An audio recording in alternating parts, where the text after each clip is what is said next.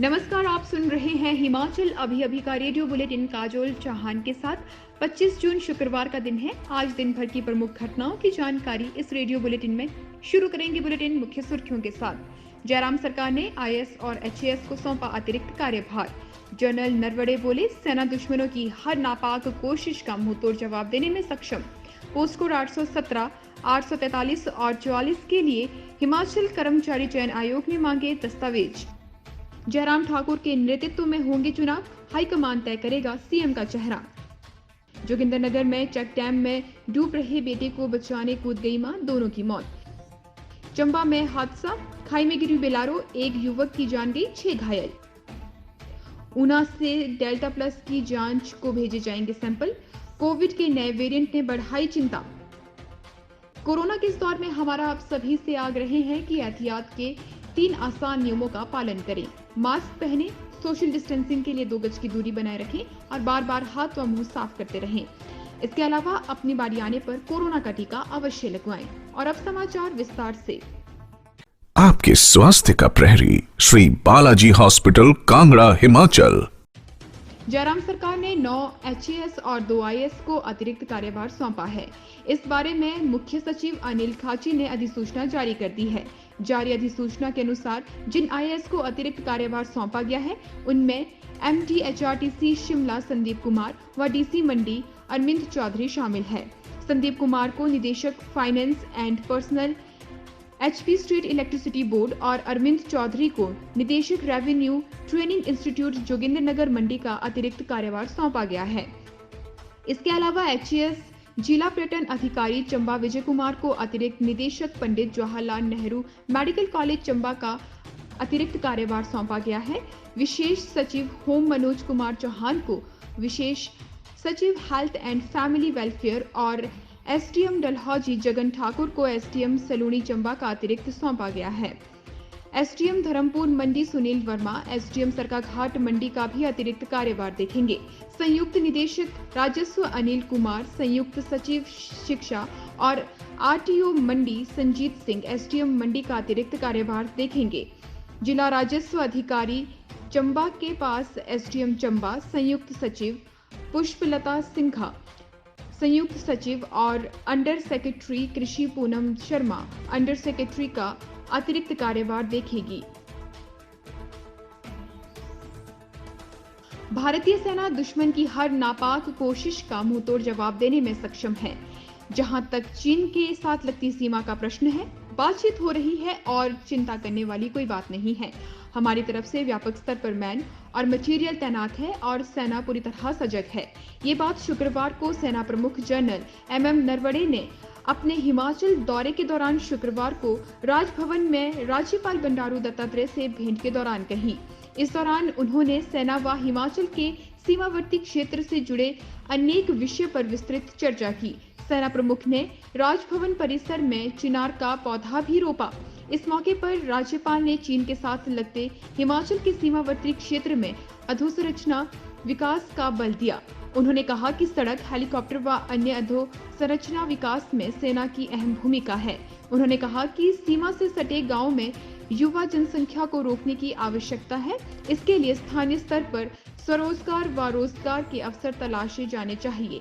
उन्होंने कहा कि राज्य के ग्रामीण क्षेत्रों के युवाओं को भी सेना में अवसर दिया जाना चाहिए।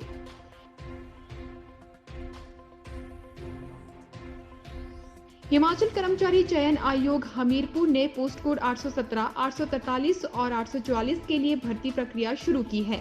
इन पदों के लिए आवेदन हो चुके हैं। Junior office assistant post code 817 के तहत 1869 पदों पर भर्ती प्रक्रिया शुरू हो गई है, लेकिन अब 2 पद कम हो गए हैं। मार्च माह में एक पद हिमाचल औद्योगिकी विकास निगम लिमिटेड ने वापस ले लिया था, तो अब फिशरीज विभाग ने कहीं प्रशासनिक कारणों के चलते एक पद वापस ले लिया है। ऐसे में अब 1869 की जगह 1867 पदों पर ही भर्ती होगी। Junior office assistant trainee NW 3 level post code 843 में 16 और senior scale stenographer post code 844 के 10 अभ्यर्थियों की उम्मीदवारी खतरे में पड़ गई है। इन अभ्यर्थियों को हिमाचल के किसी स्कूल या संस्थान से 10वीं व 12वीं पास प्रमाण पत्र या फिर हिमाचली बोनाफाइड जमा करवाना होगा। इसके लिए आयोग ने अभ्यर्थियों को 3 दिन का समय दिया है। इस अवधि के दौरान अभ्यर्थी उक्त दस्तावेज आयोग की ईमेल पर भेज सकते हैं। अगर कोई अभ्यर्थी दस्तावेज भेजने में असमर्थ रहता है तो उसकी उम्मीदवारी रद्द की जाएगी। मैक्लोडगंज की सतोवरी में प्रदेशाध्यक्ष सुरेश कश्यप की अध्यक्षता में हुई 2 दिवसीय प्रदेश बीजेपी वर्किंग कमेटी की बैठक प्रदेश सरकार के लिए बहुत महत्वपूर्ण है। 2 दिवसीय इस बैठक में राष्ट्रीय नेतृत्व भी आया हुआ है। इन्हीं 2 दिनों में तय होगा कि आगामी 1.5 साल यानी चुनाव तक प्रदेश सरकार हिमाचल की किस तरह काम करेगी। विधानसभा चुनाव जयराम ठाकुर के नेतृत्व में ही लड़ा जाएगा, लेकिन अगली बार सीएम कौन होगा इसका फैसला हाईकमान करेगा। हिमाचल बीजेपी के प्रमुख प्रवक्ता रणधीर शर्मा पत्रकार वार्ता में कहा कि बैठक का उद्देश्य कामों की समीक्षा और नया प्लान बनाना है। कोरोना काल में सरकार ने संयुक्त बैठक न करके छोटी बैठकें की हैं। वहीं गत दिनों शिमला में हुई बैठक में जो सुझाव आए हैं उन्हीं सुझावों पर मंथन करते हुए सरकार को रोड मैप तैयार होगा।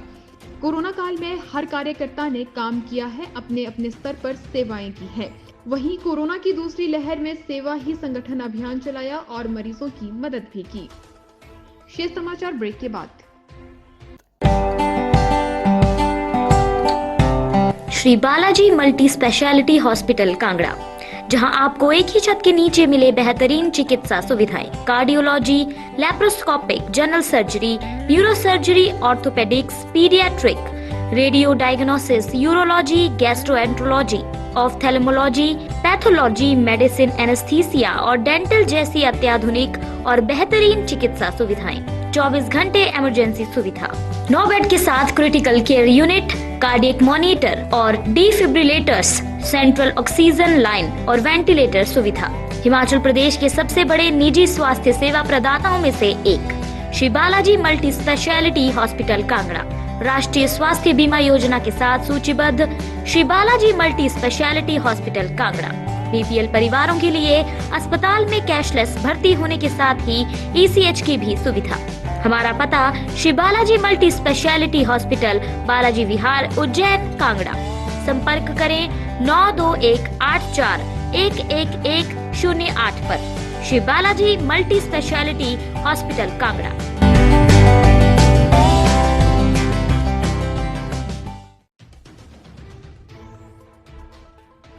मंडी जिला के जोगिंद्रनगर में मां बेटी की चेक डैम में डूबने से मौत हो गई।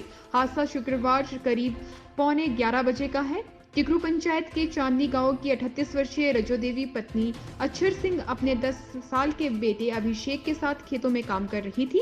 रास्ते में चेक डैम की पगडंडी से गुजरते हुए अचानक बेटे का पांव फिसल गया और वो डैम में जा गिरा।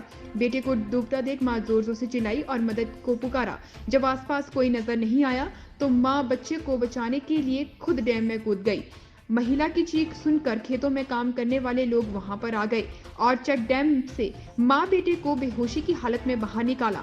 इसके बाद दोनों को जोगिंद्रनगर अस्पताल पहुंचाया गया, जहां आपातकालीन सेवाओं में डॉक्टर ऋषभ चड्ढा ने दोनों को मृत घोषित कर दिया। इस हादसे से पूरे क्षेत्र में शोक की लहर है।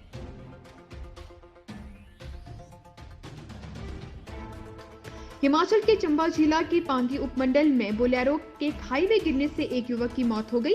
वहीं हादसे में 6 युवक घायल हुए हैं। सूचना मिलने के बाद पुलिस ने मौके पर पहुंचकर जांच शुरू कर दी है। साथ ही हादसे के कारणों का पता लगाया जा रहा है। ये हादसा पांगी के किलार टनल मार्ग पर पेश आया है। सभी युवाओं की उम्र 18 से 20 साल के बीच बताई जा रही है। बता दें कि कुछ लोग बोलेरो में सवार होकर कहीं जा रहे थे। उक्त मार्ग पर बोलेरो अनियंत्रित होकर गहरी खाई में गिर गई। हादसे में सुरेंद्र निवासी टटन की मौत हो गई। वहीं सुरेश कुमार, मनोज कुमार, रोहित कुमार, जितेंद्र कुमार व रमेश कुमार घायल हुए हैं। ये सभी पंचायत करियास गांव टटन के निवासी हैं। देश भर में बेशक कोरोना की दूसरी लहर धीमी हो, लेकिन देश के कुछ राज्यों में कोविड के नए वेरिएंट डेल्टा प्लस के मामले सामने आने से चिंताएं बढ़ गई है। वहीं हिमाचल प्रदेश के जिला ऊना के साथ लगते पंजाब राज्य में भी डेल्टा प्लस का एक मामला सामने आने के बाद स्वास्थ्य विभाग अलर्ट हो गया है। स्वास्थ्य विभाग द्वारा जिला ऊना से भी डेल्टा प्लस की जांच के लिए कुछ सैंपल लेने का निर्णय लिया गया है। सीएमओ ऊना डॉक्टर रमन शर्मा ने आमजन से कोविड नियमों का पालन करने की अपील की है। कोरोना की तीसरी लहर की आहट से पहले ही कोविड के डेल्टा प्लस वेरिएंट ने स्वास्थ्य विभाग की चिंताएं बढ़ा दी है। महाराष्ट्र, मध्य प्रदेश में इन नए वेरिएंट के कई मामले सामने आने के बाद जिला ऊना के साथ लगते राज्य पंजाब में भी डेल्टा प्लस का एक मामला सामने आया है। चलिए अभी के लिए फिलहाल इतना ही, कल फिर मिलेंगे। नमस्कार।